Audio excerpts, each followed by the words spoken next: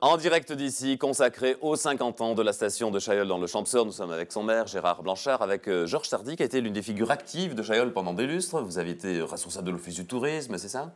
Oui, c'est ça. À partir de l'année 1974, je suis arrivé à la station alors que la station commençait son développement et qu'il fallait se structurer.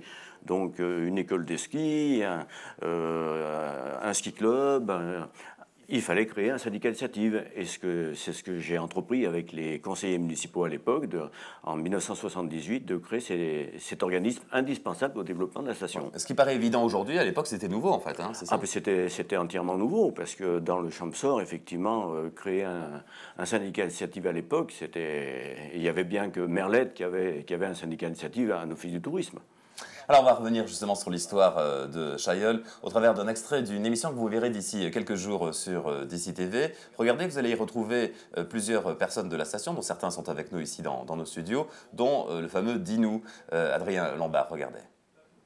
Mais quand nous avons commencé à fabriquer nos petites remontées, rapidement, les gens qui avaient commencé à faire un petit peu d'hébergement ont souhaité que leurs clients puissent avoir un moniteur pour leur apprendre à skier. C'était logique. Et moi, j'avais quelques clients de CEUS qui m'avaient suivi. Et donc, j'ai décidé, après avoir obtenu le diplôme d'État, j'avais l'autorisation j'avais le diplôme qui permettait l'ouverture de l'école de ski. Alors, quelles ont été les grandes étapes durant cette longue période que vous pourriez décrire par rapport à l'évolution technique, à l'évolution de la clientèle, à la provenance de cette clientèle, au rapport que la clientèle avait avec les autochtones, etc. Alors après, bien évidemment, il y a eu différentes phases, des gestions par le direct de la commune, des gestions avec une SEM. Alors bien évidemment, tout ça a été très compliqué, a toujours été très compliqué, parce que c'est des petites stations, c'est des investissements très importants, il y a beaucoup de personnel, tout n'était pas facile. Et puis, pour arriver, nous, la plupart des employés des remontées mécaniques, ils viennent de la vallée, les moniteurs viennent aussi de la vallée.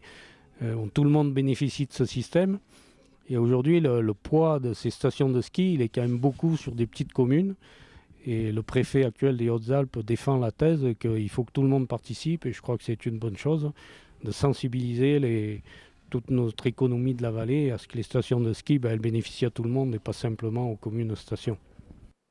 Oui, ça c'est votre leitmotiv, monsieur le maire, en ce moment. C'est de dire, bon, c'est difficile de gérer une station village en particulier, donc il faut prendre conscience que ça ne concerne pas simplement les gens qui vivent directement de la station, mais plus largement tout le secteur, toute la commune et toute la vallée. Oui, les stations de ski sont le poumon économique de notre département. Si notre département s'est développé, c'est grâce aux stations de ski, parce que en fait, le tourisme d'hiver est l'activité principale quand même dans nos départements. Et puis ça amène toute une clientèle en été et le restant de l'année, parce que toutes ces résidences qui se sont construites, tous ces hôtels, tout ça fait une clientèle qui arrive et qui vient quand même tout au long de l'année. Et tenir une station, ça coûte un bras. Regardez, par exemple, ce reportage qu'on a réalisé il y a quelques jours. Alors, c'était un petit peu insolite. C'était à l'occasion de Noël. Le télésiège de Clochenu avait un peu de mal à démarrer parce qu'il fallait des papiers. On est dans un monde de paperasse, on le sait, d'administration. Et donc, il a fallu, pendant un week-end, traduire de l'allemand au français les notices techniques du télésiège pour qu'il puisse démarrer. Nous étions sur place à l'époque, regardez.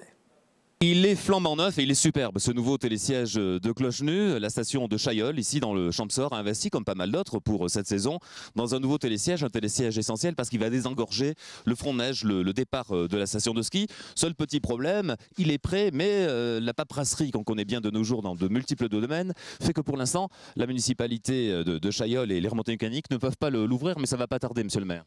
Oui, ça va pas tarder. D'ici 2 jours, on devrait pouvoir l'ouvrir.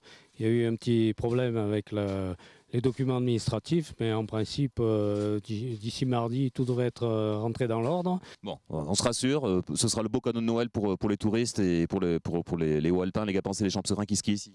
Oui, c'est un super cadeau pour la station de Chailleul et c'est un cadeau qui était nécessaire parce que l'appareil, l'ancien, arrivait à 35 ans, donc n'était plus aux normes et il y avait des frais très importants à faire dessus, donc il valait mieux mettre un appareil plus moderne avec un début beaucoup plus important qui nous permet d'éviter les longues files d'attente au départ de la station.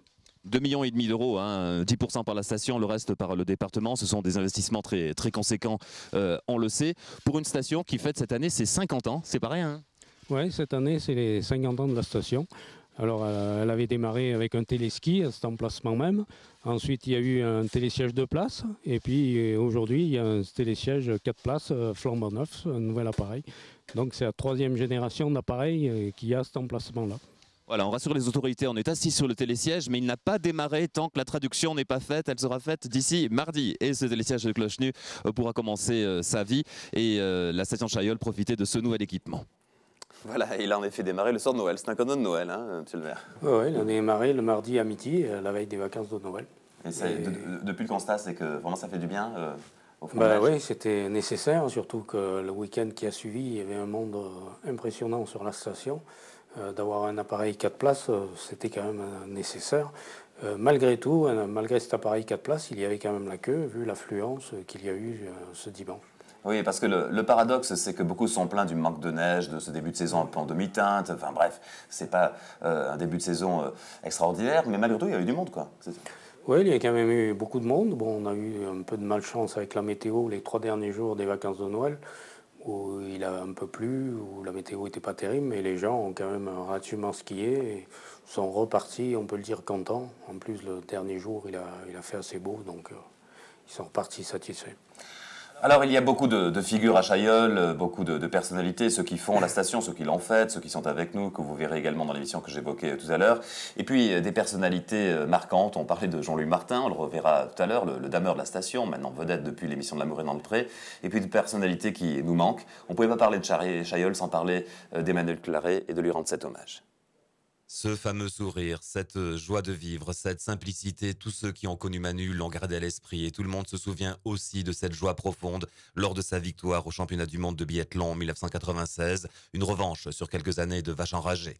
Emmanuel Claret, c'est l'un des plus beaux palmarès du biathlon français, le souvenir d'une des plus belles époques de l'équipe de France, d'une des plus grandes périodes des Hautes-Alpes, puisque c'était l'époque où on fêtait place Saint-Arnaud-à-Gap, les médailles, les titres d'Anne Briand, de Lucho, Luc Alphand, de Patricia Chauvet et bien sûr d'Emmanuel Claret. Manu est donc partie, terrassée, foudroyée par cette leucémie contre laquelle elle se battait depuis des années sans savoir qu'elle en serait elle-même un jour la victime. Emmanuel Claret, 44 ans, laisse derrière elle ses 2 enfants qui peuvent être fiers de la trop courte vie de leur maman. Elle restera aussi une fierté pour les Hautes-Alpes, le Champsaur et Chaillol.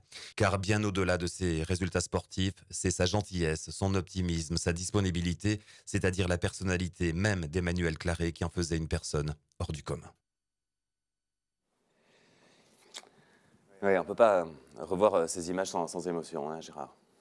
Oui, ça a été quelque chose de quand même difficile, cette disparition de Manu. On ne s'y attendait pas, ça a été très rapide. C'était quelque chose de... Bon, pour les gens de Chaillol, ça a été quand même un coup dur. Et vous avez d'ailleurs évidemment marqué le coup en faisant, alors, dans le Jura, ils ont fait une piste Manu Claret, vous avez fait une salle Manu Claret dans la station. Donc nous, on a rénové notre centre culturel cet été, qui va être inauguré aussi le 11 janvier. Donc dans cette salle, dans ce centre, il y aura la salle principale, salle polyvalente, qui s'appellera la salle Manu Claret. Allez, on va continuer à parler de Chaillol qui fête ses 50 ans cette saison dans un instant. Pour l'heure, on va laisser la place évidemment à l'actualité d'ici et d'ailleurs avec Valentin Doyen.